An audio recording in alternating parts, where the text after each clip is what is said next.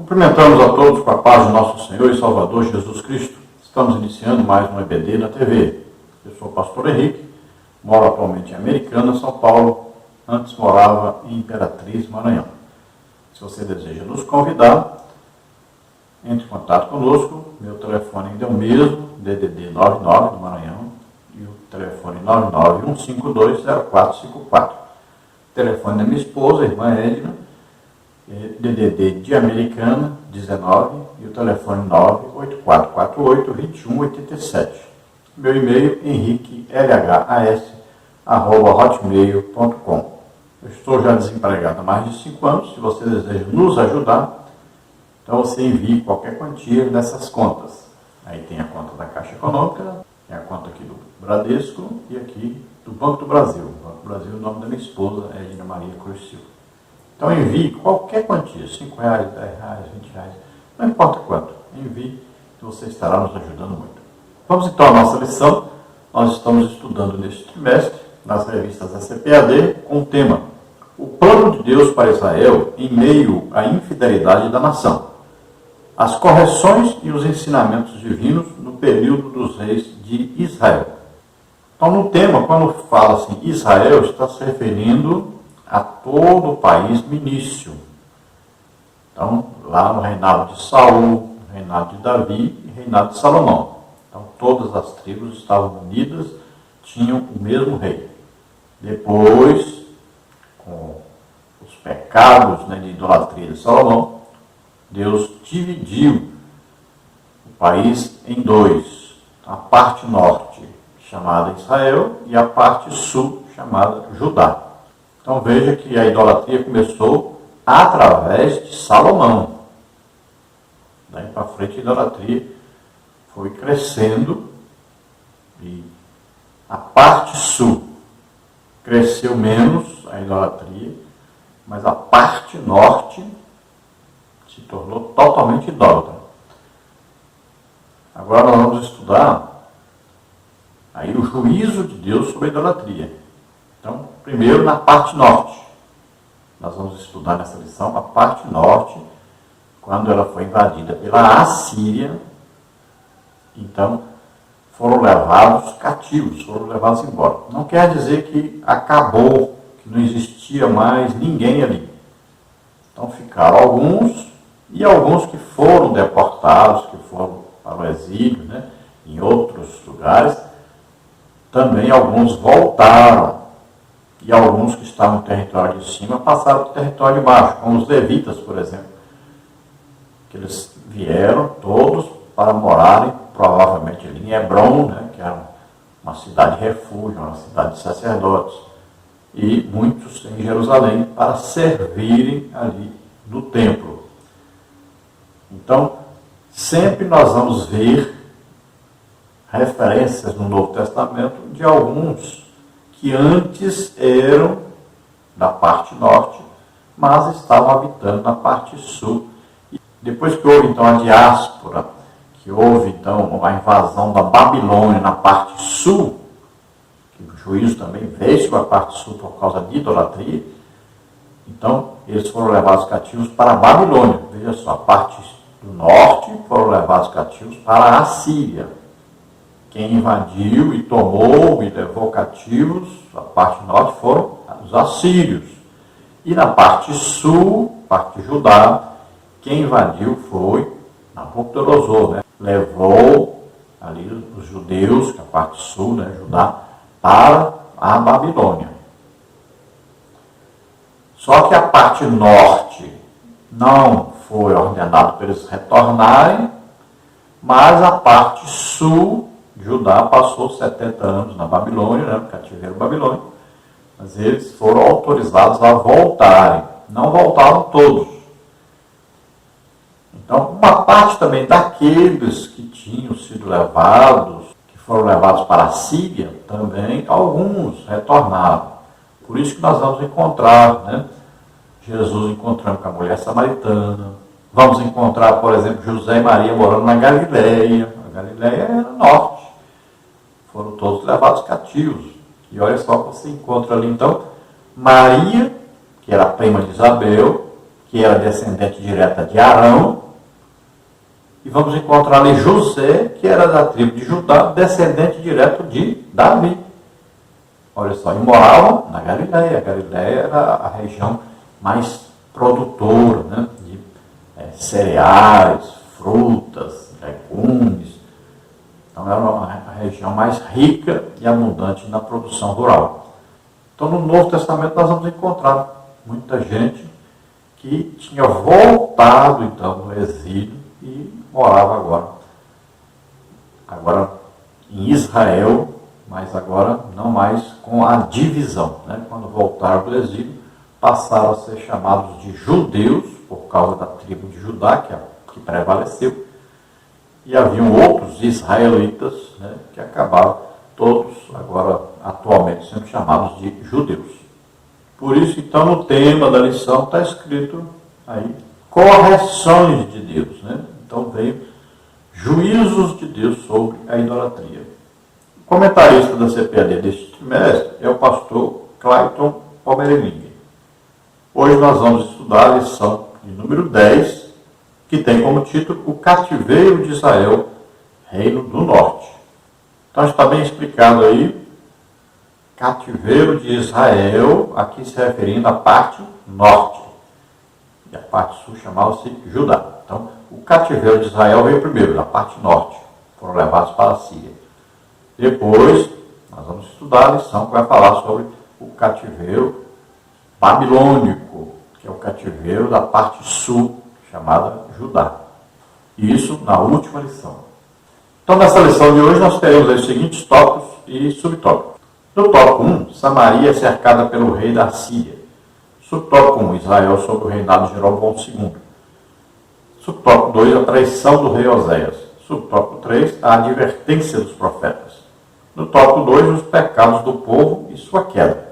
Subtópico 1, o terrível pecado da idolatria. Subtópico 2, outras causas do cativeiro. No tópico 3, nós vamos ver os estrangeiros ocupam Samaria. Subtópico 1, a mistura de gente e o sincretismo. Subtópico 2, Jesus e os samaritanos. O textual diz, vinde e tornemos para o Senhor, porque ele despedaçou e nos sarará, fez a ferida e a ligará. Oséias 6:1. Então nós devemos nos lembrar aí, né, de profetas nesta época aí, principalmente o profeta Oséias, que falou muito sobre este cativeiro. Ele trouxe a advertência de Deus para o povo de Israel, falando sobre o cativeiro, falando sobre o juízo de Deus que viria devido à idolatria em que eles estavam vivendo. Se nós estudarmos aí sobre esta época, nós vamos ver então que Deus manda o profeta se casar com Gomer, uma mulher de prostituições. Ele não se casou com duas mulheres, foi uma mulher só. E era uma mulher que vivia em prostituições. Esta mulher trai o profeta. Haja 3 filhos, né? Todos têm um significado aí dentro do que Deus está trazendo à nação. O juízo que Deus está trazendo à nação. E nós vamos ver aí que Oséias, ele é escolhido por Deus para representar exatamente essa relação entre Deus e Israel. É como se fosse um marido com a sua esposa, e a sua esposa uma mulher de prostituições. Prostituição que Deus fala a respeito de Israel, o que é? Porque eles se venderam, olha, se venderam ao rei do Egito, depois se venderam para a Síria. Olha só, se venderam. Isso é prostituição. Se venderam aos deuses, se entregaram à idolatria, traíram Deus. Então tudo isso tem um significado dessa relação. Oséias então vai representar isso com o seu casamento com a mulher de prostituições. Então essa mulher o trai, né? Assim como Israel estava traindo Deus.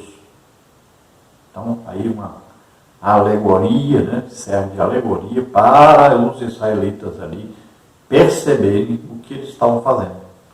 Como Deus se sentia quando eles faziam pactos com outras nações, se tornavam escravos de outras nações, tributários de outras nações, e viviam em idolatria. Mas todo o tempo Deus está querendo salvá-los, está querendo perdoá-los, como aquele marido apaixonado, mesmo que a mulher adultere, mesmo assim ele está atrás dele, quer perdoá-la, quer que ela volte para casa, quer viver com ela. Ele ama a esposa, mesmo que ela não preste. Então esta é a relação aqui representada por Deus através do casamento do profeta Oséias. Então Deus traz o juízo, que é a correção para que Israel volte para Deus. Mas eles fingem voltar, fingem arrependimento, mas continuam no adultério, continuam na prostituição. A verdade prática diz: Deus sempre adverte seu povo sobre os perigos da idolatria e suas terríveis consequências. Então, na Bíblia, nós vamos encontrar que houve um pacto, uma aliança entre Deus e o seu povo. E quando o povo quebra essa aliança, eles estão sujeitos a maldições. Você encontra bem claro isso, né, em Deuteronômio 27, 28, em Deuteronômio 30. Então, aí está escrito bem claro, Deus dá a oportunidade, escolham, olha, eu coloco diante de vocês dois caminhos, o caminho do bem e o caminho do mal, o caminho da vida e o caminho da morte. E ele diz: escolhe o caminho da vida para que vocês vão bem. Veja que aí já cai por terra, né, essa teologia aí terrível que anda invadindo as igrejas pentecostais, que é o calvinismo. Não existe Deus escolheu esse para ser salvo e Deus escolheu esse para ser condenado. Não existe isso de predestinação, né? Deus, antes da fundação do mundo, Deus já escolheu quem vai ser salvo e quem vai para o inferno. Não, não é assim. Deus olhou e viu. Não é Ele que fez com que a pessoa fosse escolhida para ser salva e o outro escolhido para ser condenado. A pessoa que escolhe. Por isso que Deus diz para todos os israelitas, né, na época hebreus, diz para eles: olha, eu estou colocando diante de vocês dois caminhos. E ele diz: escolhe.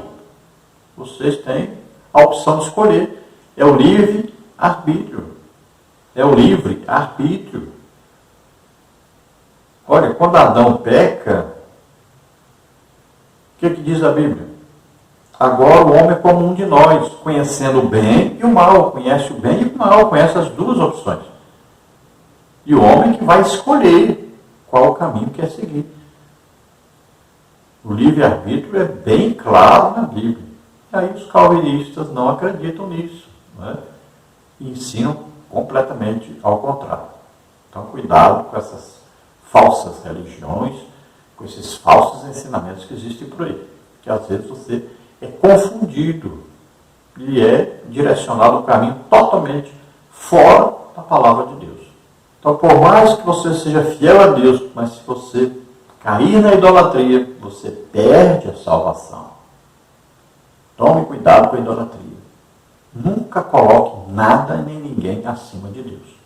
Vamos à leitura bíblica em classe, que está no segundo livro de Reis, capítulo 17, do versículo 1 ao versículo 14, e depois vamos ver do versículo 17 ao 20, e também o versículo 29. No ano do 10º de Acais, rei de Judá, começou a reinar Oséias, filho de Elá, e reinou sobre Israel em Samaria 9 anos. E fez o que era mal aos olhos do Senhor, contudo, não como os reis de Israel que foram antes dele.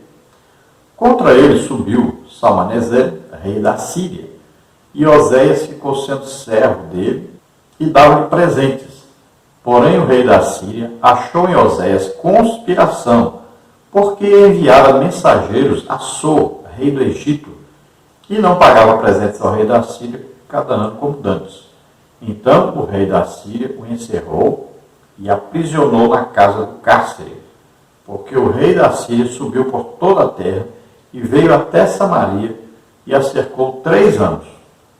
No ano 9º de Oséias, o rei da Síria tomou a Samaria e transportou Israel para a Síria e fez-os habitar em Ala e em Abor, junto ao rio Gozã, e nas cidades dos Medos. E sucedeu assim por os filhos de Israel pecarem contra o Senhor seu Deus, que o fizera subir da terra do Egito, de debaixo da mão de Faraó, rei do Egito, e temeram a outros deuses, e andaram nos estatutos das nações que o Senhor lançara fora de diante dos filhos de Israel, e nos costumes dos reis de Israel. E os filhos de Israel fizeram secretamente coisas que não eram retas contra o Senhor seu Deus, e edificaram altos em todas as suas cidades, desde a torre dos atalaias até a cidade forte, e levantaram estátuas e imagens do bosque em todos os altos outeiros e debaixo de todas as árvores verdes, e queimaram ali incenso em todos os altos, com as nações que o Senhor transportara de diante deles, e fizeram coisas ruins para provocarem a ira do Senhor, e serviram os ídolos, dos quais o Senhor lhes dissera: não fareis estas coisas. E o Senhor protestou Israel e ajudar pelo ministério de todos os profetas e de todos os videntes, dizendo: convertei-vos de vossos maus caminhos e guardai os meus mandamentos e os meus estatutos, conforme toda a lei que ordenei a vossos pais e que eu vos enviei pelo ministério de meus servos, os profetas. Porém não deram ouvidos, antes endureceram sua cerviz, como a cerviz de seus pais, que não creram no Senhor seu Deus. Também fizeram passar pelo fogo a seus filhos e suas filhas, e deram-se a adivinhações, e criam em agouros, e venderam-se para fazer o que era mal aos olhos do Senhor, para o provocarem a ira, pelo que o Senhor muito se indignou contra Israel, e os tirou de diante de sua face. Nada mais ficou, senão a tribo de Judá. Até que Judá não guardou os mandamentos do Senhor seu Deus, antes andaram nos estatutos que Israel fizera. Pelo que o Senhor rejeitou a toda a semente de Israel, e os oprimiu, e os deu nas mãos dos despojadores, até que os tirou de diante da sua presença.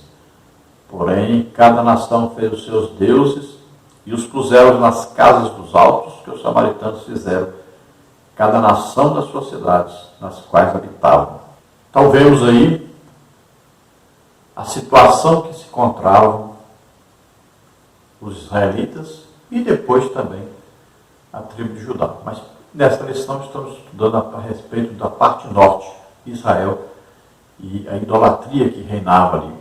Veja bem que eles, além de adorarem Baal, Azerá, adoravam outros deuses, além de adorar sol, lua, estrela.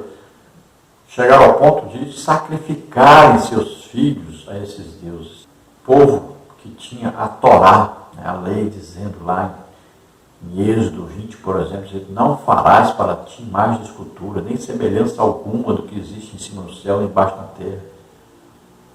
Não te ajoelharás diante delas, não as servirás.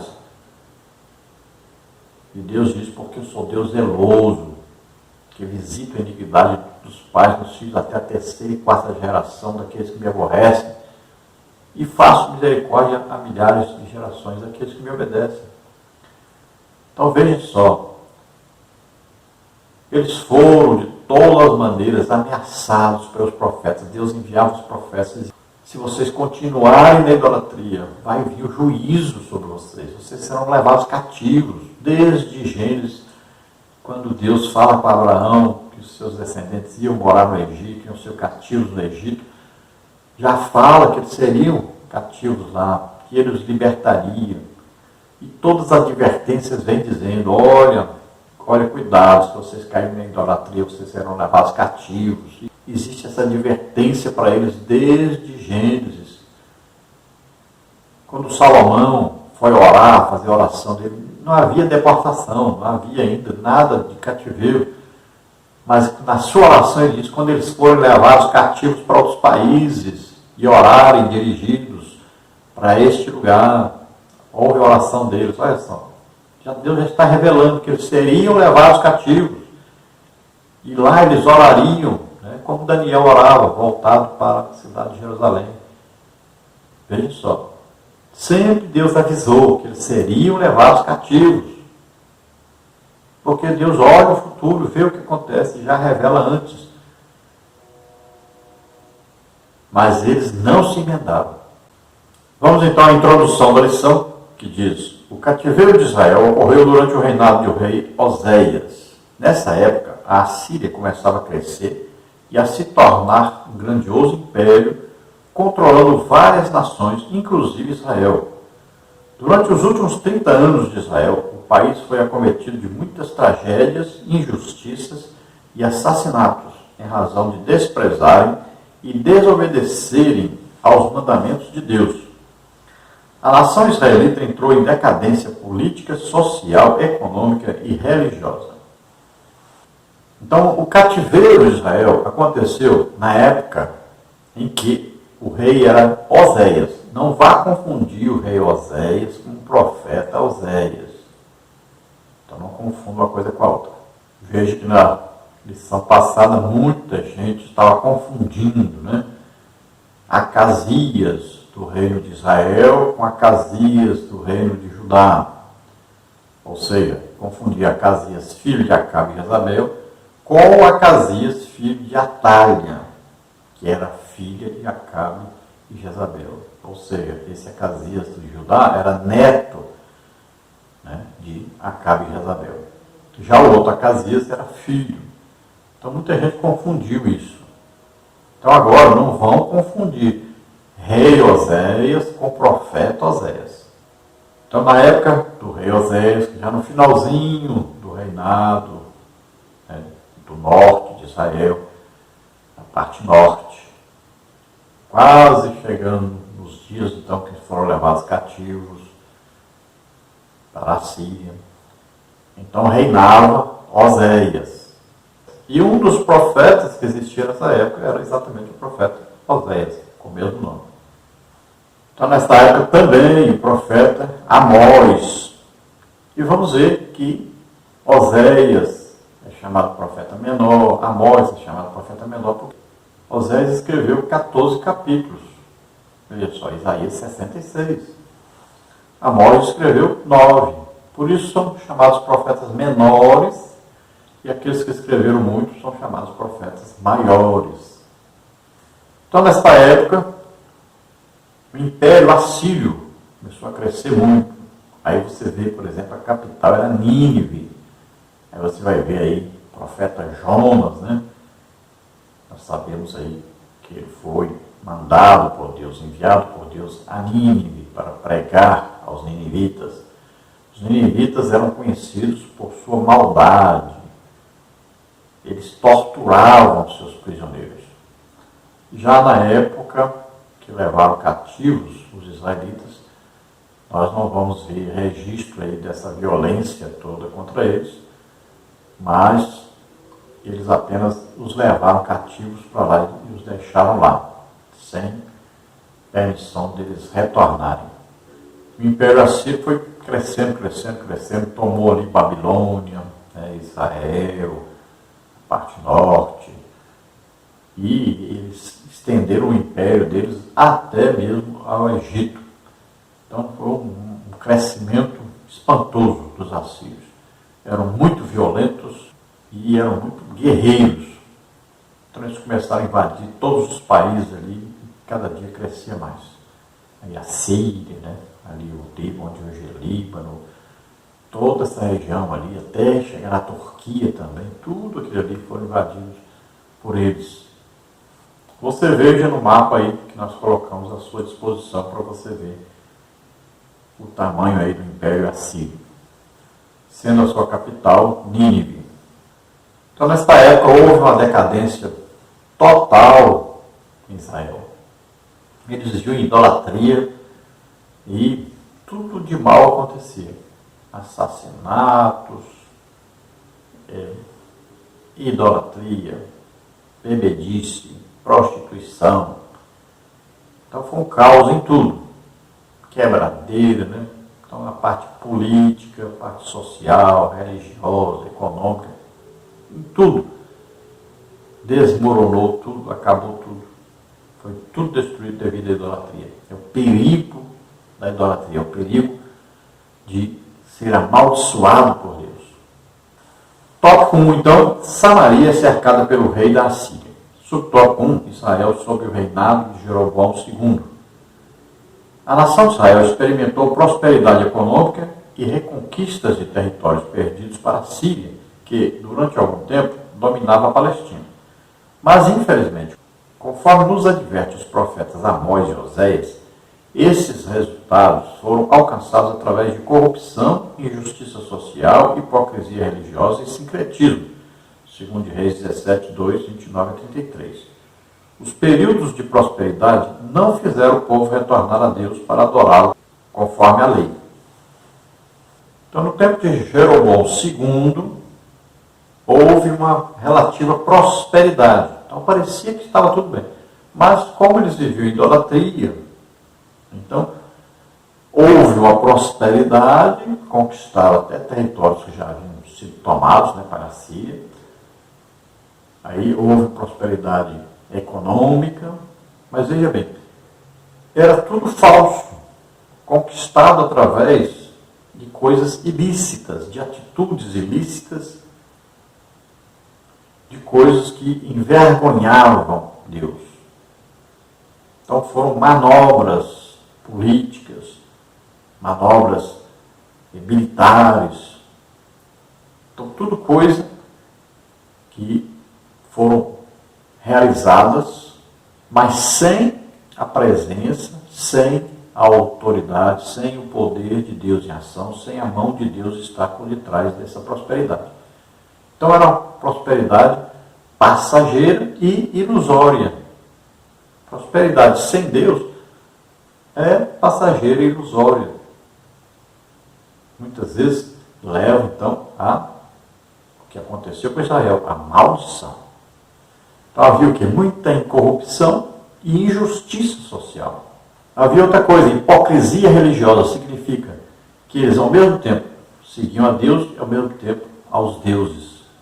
Olha só, é uma falsa religião. Parece que está certo, parece que vai para o céu, mas vai para o inferno. Parece que está com Deus, mas está com o diabo. E havia o sincretismo religioso. O que é sincretismo religioso? Então é você pegar e dizer que está adorando a Deus, fazendo culto a Deus, mas você usando objetos e outras coisas que são usadas para culto de divindades, de deuses. Sincretismo religioso. Então você pega coisas de religiões, de costumes religiosos e coloca no seu culto que você está fazendo para Deus. Então existe o sincretismo religioso, por exemplo, no Brasil, Aí a idolatria a Maria, a idolatria aos santos, o espiritismo, com as suas divindades aí, com seus orixás, algum e tal, e vai por aí afora. Aí, no sistema que nós falamos evangélico, olha aí também o que acontece por aí. Então, coisas tremendas que ocorrem, que são feitas, copiadas de outras religiões.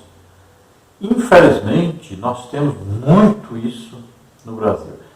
As pessoas acham que nós temos que copiar o judaísmo, usar o que o judaísmo usa. Por isso aí, chofar, bandeirinha de Israel, óleo ungido de Israel, não sei o que, unge objetos, unge prédios. Então são coisas que não existem mais para nós. Somos igreja, mas as pessoas pegam isso e fazem uma adaptação para o Evangelho. Veja aí, pastores vestidos aí com um manto de Israel, não sei mais o que, Outros usando lá um pano de saco e tal.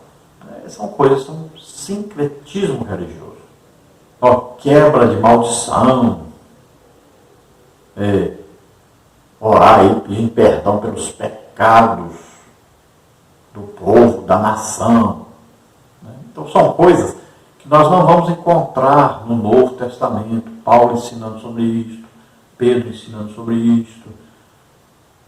Não existe mais esse tipo de coisa. Nós já temos a revelação de que cada um é responsável pelo seu pecado. O que nós temos que fazer é pregar o Evangelho para as pessoas. Elas vão aceitar Jesus como Senhor e Salvador. Então serão purificados pelo sangue de Jesus, serão perdoados, começarão uma vida nova agora com Deus. Cada um é preciso haver o arrependimento de cada um dos seus pecados. Então existe a conversão, mudança de rumo.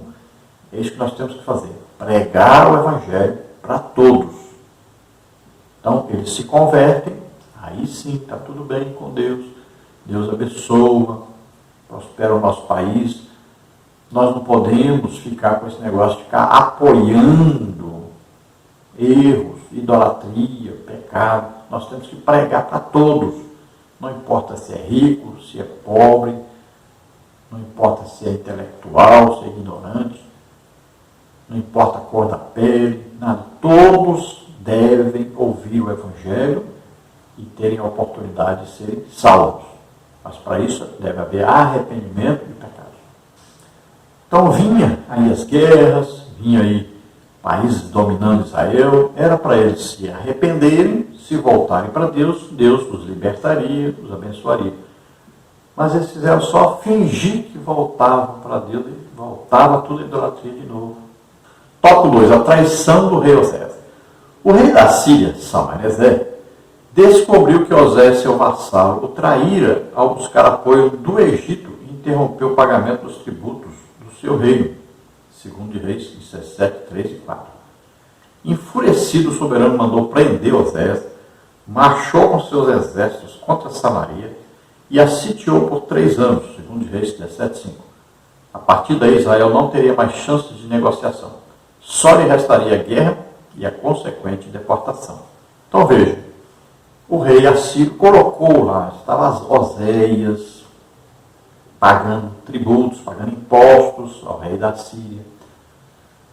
E ia continuar assim. Mas acontece que Oséias resolveu se rebelar. Ele comprou o rei do Egito, o Sol, deu dinheiro para ele, menos do que dava para a Síria, para que ele pudesse livrá-lo do rei da Síria. E o rei da Síria descobriu que ele não estava dando mais tributo, mas estava dando para o Egito.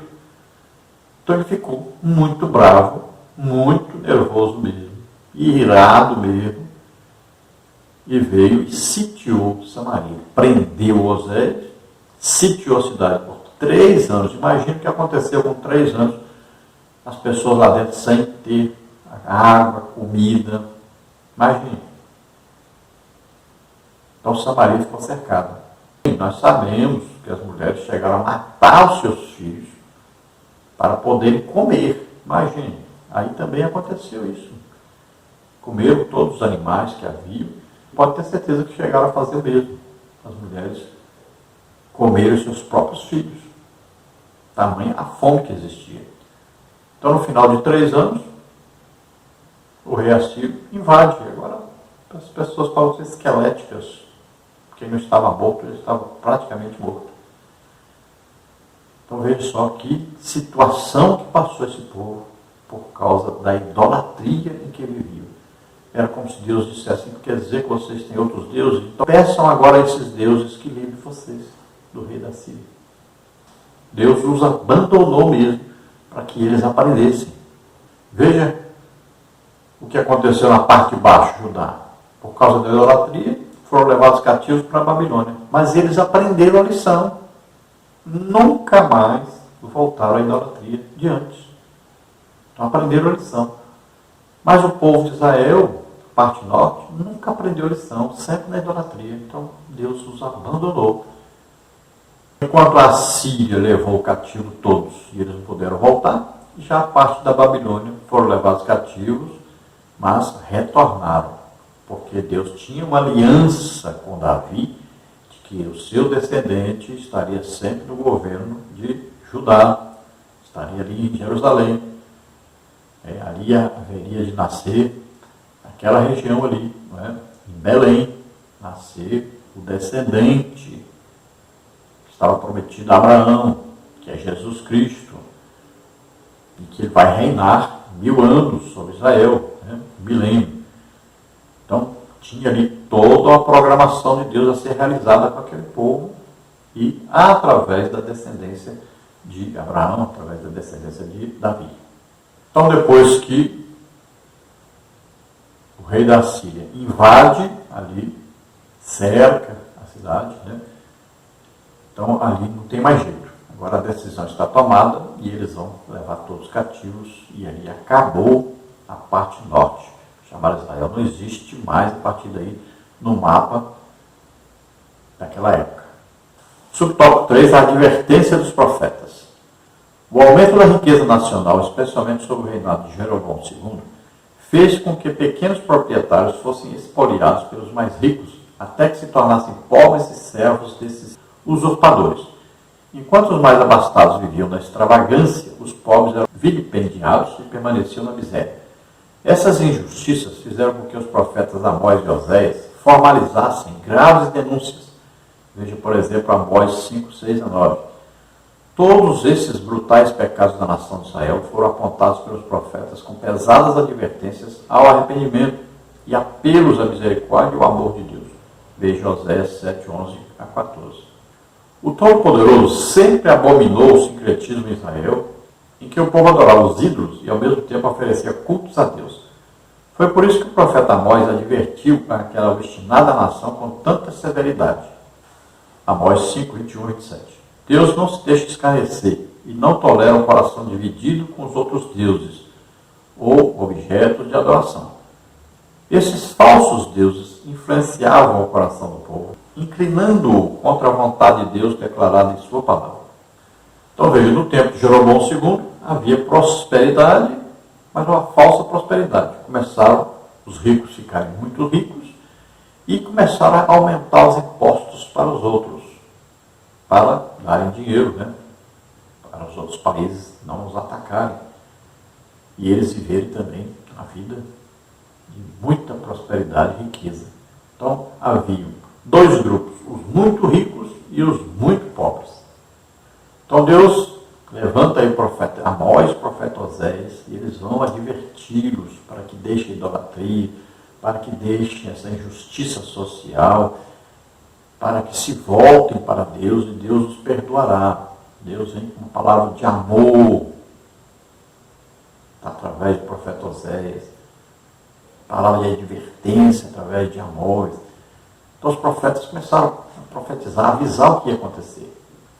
Mas eles se recusaram a ouvir e quando ouviram, fingiram que ia se voltar para Deus, mas não se voltaram para Deus.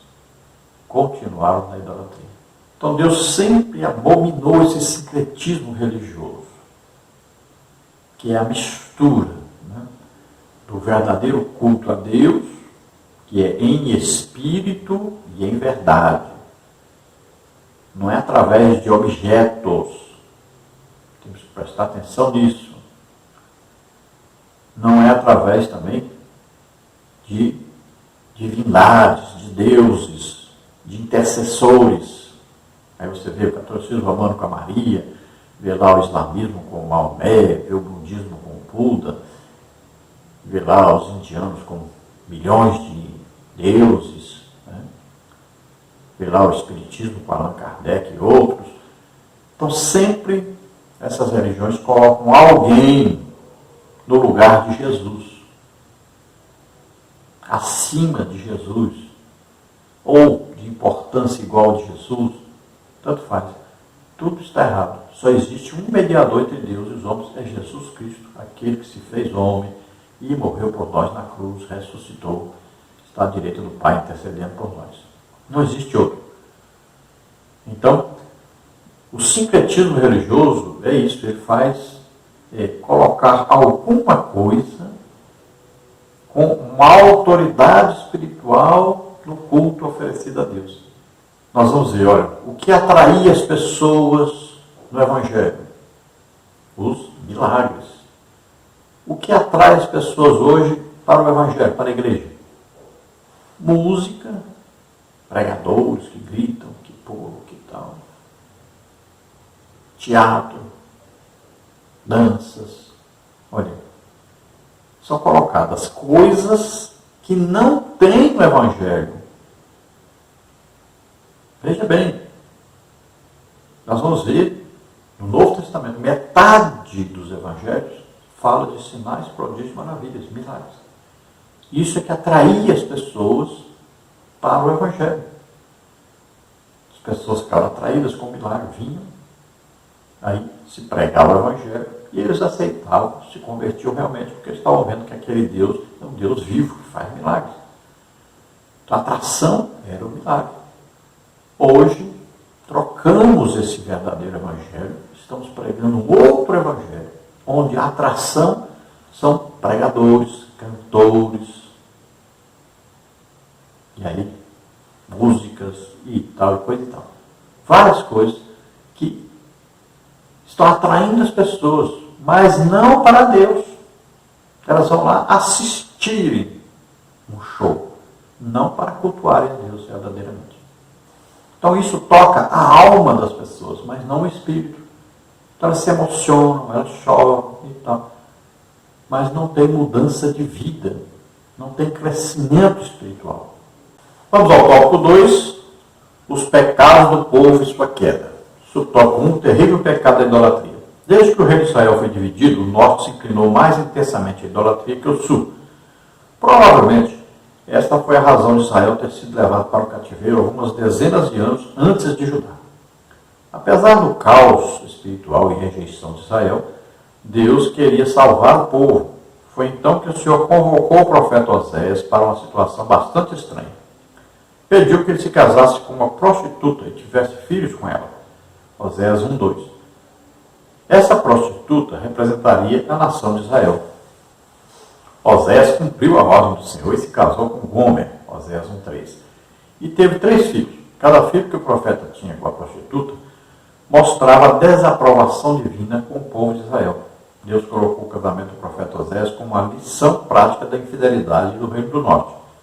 Nesta metáfora, a prostituta Israel deixa seu marido, Deus, para se deleitar com seus amantes, Egito e Assíria, e ainda pagava para estar com eles.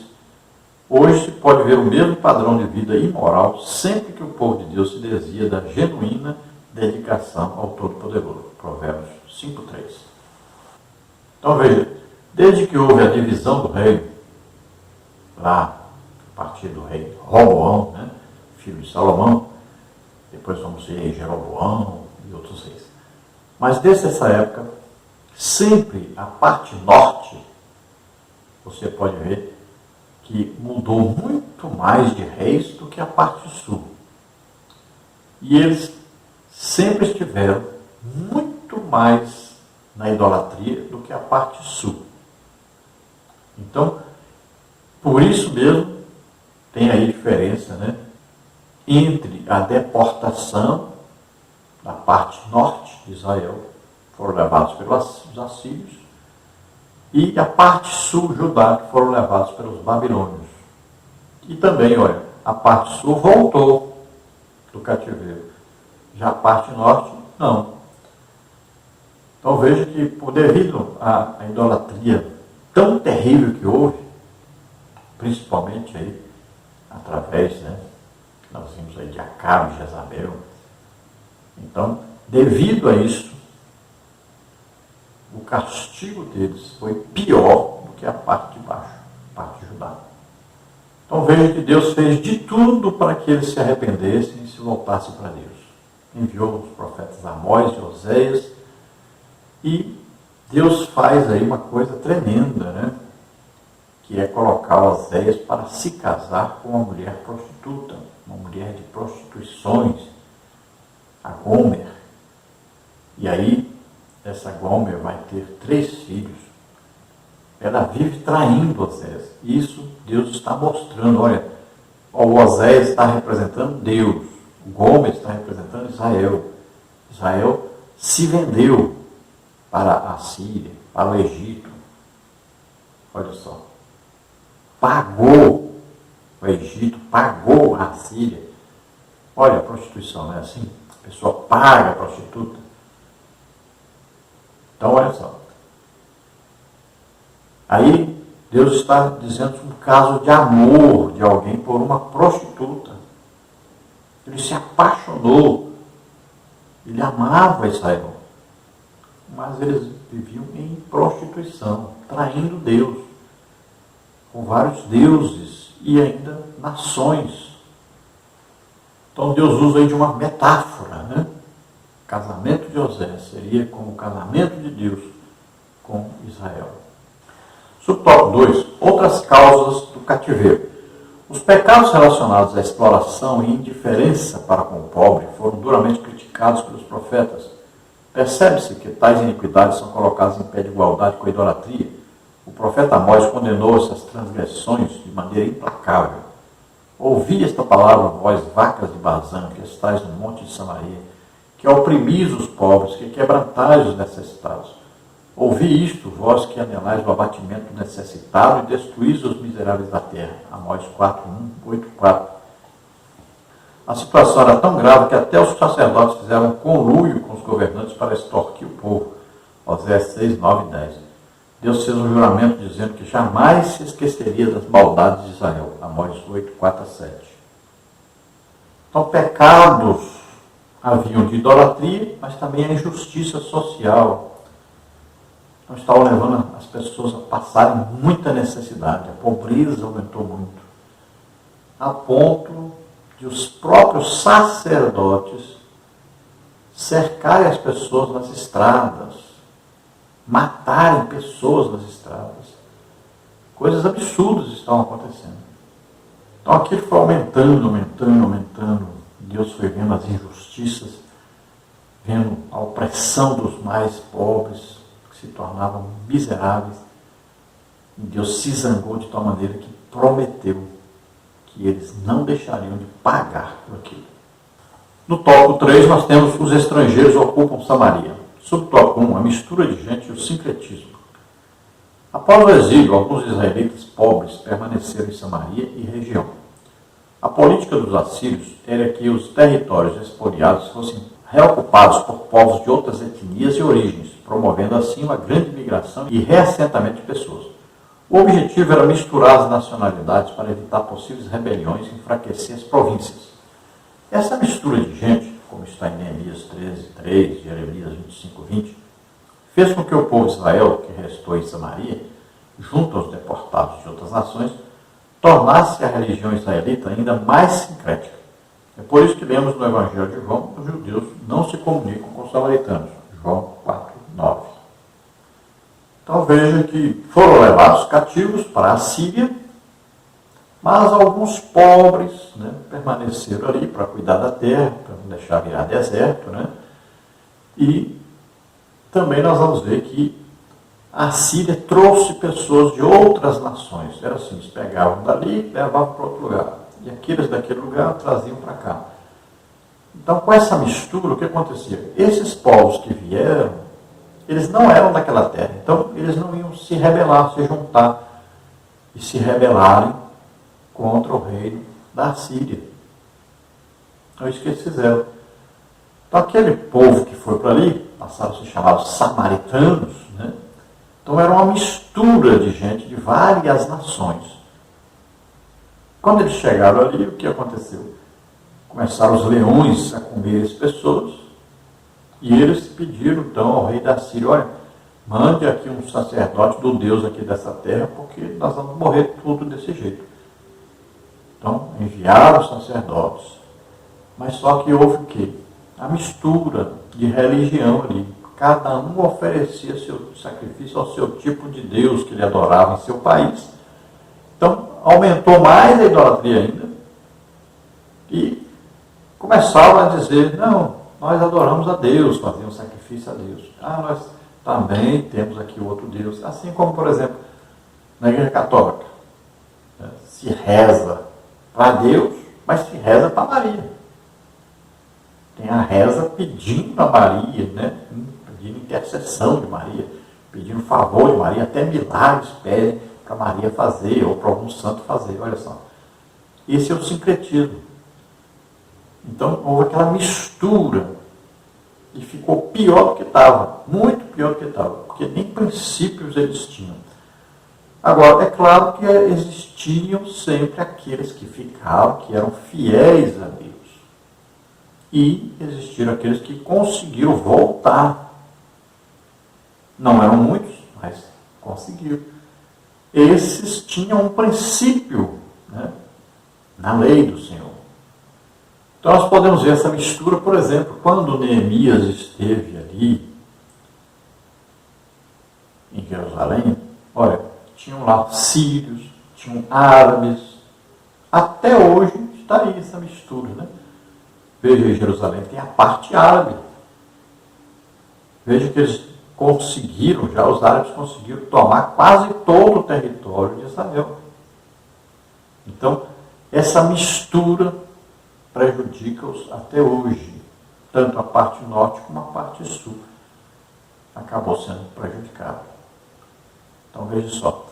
É uma mistura de gente. E aquele povo diverso, cada um tem seu Deus. Cada um adora o Deus verdadeiro também do seu jeito. Então, é uma coisa misturada que não produz resultados satisfatórios, resultados espirituais.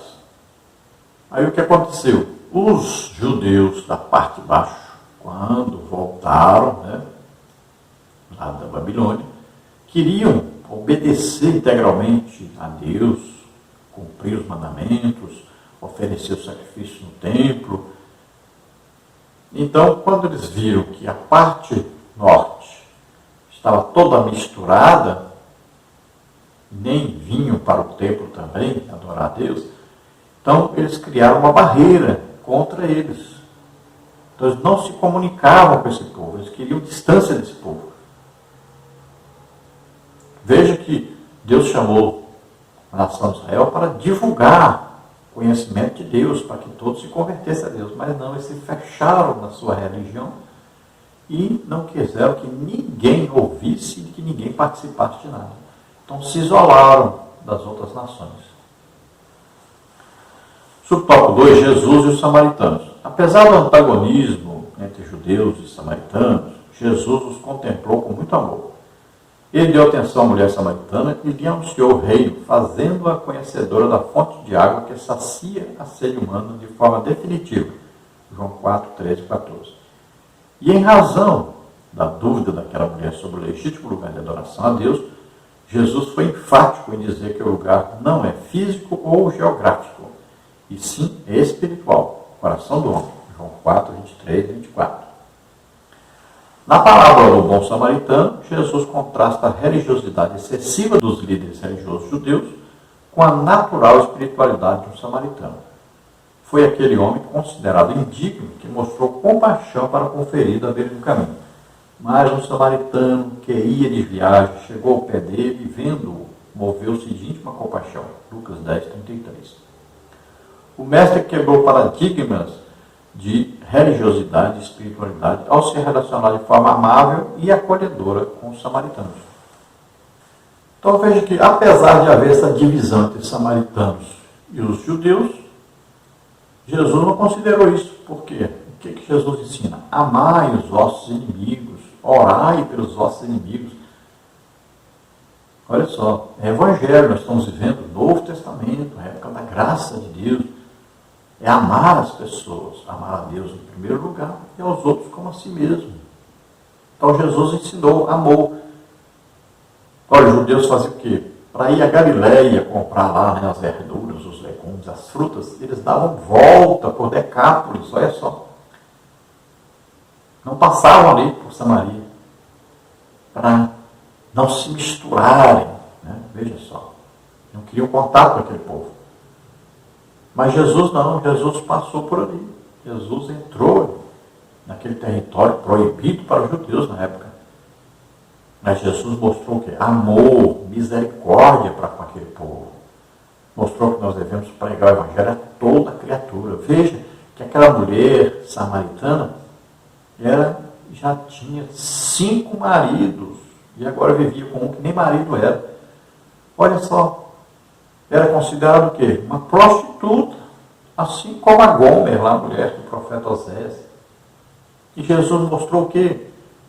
Amor, perdão, misericórdia.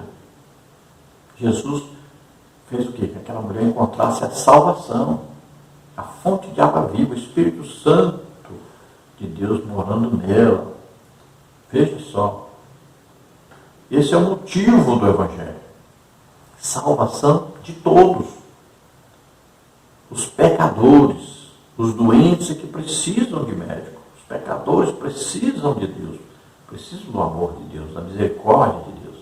E Jesus demonstrou isso passando por ali, por Samaria, levando o Evangelho a todos eles. E veja que aquela mulher se tornou uma evangelista, né? Foi à cidade, falou de Jesus, toda a cidade veio onde Jesus estava e ouviram a pregação de Jesus.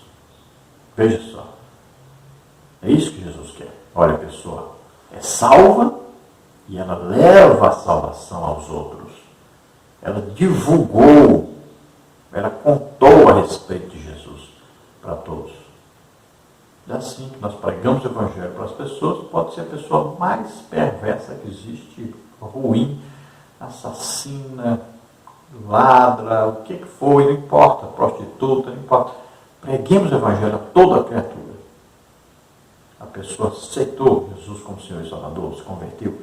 Ela também vai se tornar uma pregadora do Evangelho. É assim que acontece. E Jesus, ele 10 vezes, olha, veja bem nesse capítulo aí, né? Em João, capítulo 4, 10 vezes se fala a palavra adoração. Olha só que importância da adoração. Então Jesus mostra aquela mulher que não é ali nem no Monte Gerizim, o Monte das Bênçãos. Então eles fizeram ali um templo, os samaritanos, e no templo da Samaritana ali havia altares ali para adorar a Deus. Mas Jesus disse, olha, não é nem nesse monte, nem no outro monte, não é nesse Monte Gerizim também, nem no monte lá em Israel, não é nesse monte aqui na região norte, nem no monte na região sul, né, onde estava ali o templo de Jerusalém. Então não é no monte nem no outro. Não é o local. Tem gente aí subindo um monte para orar, como se Deus estivesse lá naquele monte. Olha, isso é sincretismo. Jesus disse, entra no teu quarto, fecha a porta, pronto, aí está o seu monte aí, o seu lugar de oração. Ah, que Jesus subiu o monte, subia para poder ter um lugar onde ele pudesse orar e o povo não estivesse todo em cima dele. Só por isso. Não está dizendo que ali no monte está mais perto de Deus, ou que ali é que Deus vai te ouvir. Não, ore na igreja, faça a vigília. Isso é sincretismo religioso. Não é o local. O Espírito Santo mora dentro de nós. Olha, Deus mora dentro de nós. Está conosco o tempo todo. Não é porque você vai a um lugar que Deus estará lá. Não. Pare com isso. Então Jesus disse, olha, não é nem nesse monte aqui em Samaria, nem no monte lá em Jerusalém, onde está o templo. Mas nós vamos adorar a Deus em espírito e em verdade.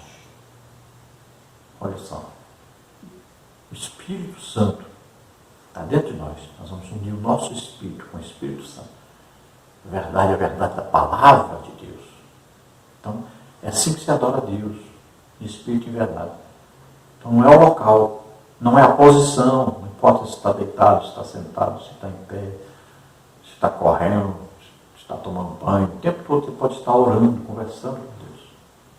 Vamos ver na parábola do povo samaritano, né? Jesus mostra, olha, os religiosos judeus, que nem conversam com os samaritanos, passaram e deixaram o homem lá, morrendo. Mas um samaritano passou e ajudou. Então, essa atitude que se espera de alguém que serve a Deus, ajudar as pessoas. Conclusão. Não faltou advertências para que Israel abandonasse a idolatria e fosse poupado do cativeiro. Todavia, nada surtiu efeito. Cada vez mais a nação afundava em seus pecados. A maneira drástica, porém misericordiosa e amorosa de Deus retornar seu povo ao aconchego do seu amor foi, infelizmente, conduzi-lo ao cativeiro e à dispersão.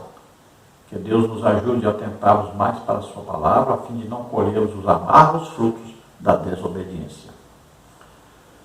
Então veja que Deus fez de tudo para trazer aquele povo para si. Que ele trazia esse povo de volta para Deus. Que ele se arrependesse, deixasse a idolatria, deixassem as injustiças sociais. que eles se amassem uns aos outros e principalmente amassem a Deus sobre tudo e sobre todos. Mas eles foram rebeldes, insistiram na sua idolatria. E não teve outro jeito. Para ensiná-los, ensinar a nós, ensinar a todos, então Deus permitiu que eles fossem levados cativos para a Síria. Então nós podemos crer aí que muitos já se arrependeram, voltaram depois. Mas a grande maioria continuou da idolatria e eles se tornaram até comerciantes ricos naquelas regiões por onde eles foram. E por toda parte, né, onde estão espalhados até hoje, se tornam pessoas ricas, são muito boas de comércio, muito inteligentes, mas muitos ainda hoje vivem sem Deus. Né? A maioria deles não conhecem a salvação, não admitem que Jesus Cristo é o Filho de Deus que veio e morreu por nós na cruz, infelizmente. E a Bíblia diz que o remanescente que será salvo, ou seja, no final da grande tribulação, que eles ainda vão passar por um aperto muito grande durante a grande tribulação. Juízos de Deus serão derramados sobre eles, que será a última oportunidade deles. Então, quando Jesus vier no final da grande tribulação, eles vão ver, isso assim, a Bíblia fala que verão aqueles a quem traspassaram. Eles vão clamar pela vinda do Messias, e ele vai descer sobre o monte das Oliveiras em Jerusalém. Eles vão ver, todo olho verá, né? As televisões estarão ali filmando Jesus descendo. Então naquele dia eles vão se converter, Jesus governará sobre eles durante 1000 anos. Então aprendamos a não cair na idolatria, não praticarmos injustiça, a sermos sempre fiéis a Deus. Vamos orar agora. Se você quer aceitar Jesus como Senhor e Salvador, quer começar uma vida nova com Deus, quer se entregar totalmente a Deus agora, então vamos orar. Se você está doente, está enfermo, vamos orar agora para que você receba a cura. Vamos orar. Pai querido, em nome de Jesus, te apresento essas vidas que se chegam a ti, arrependidos dos seus pecados.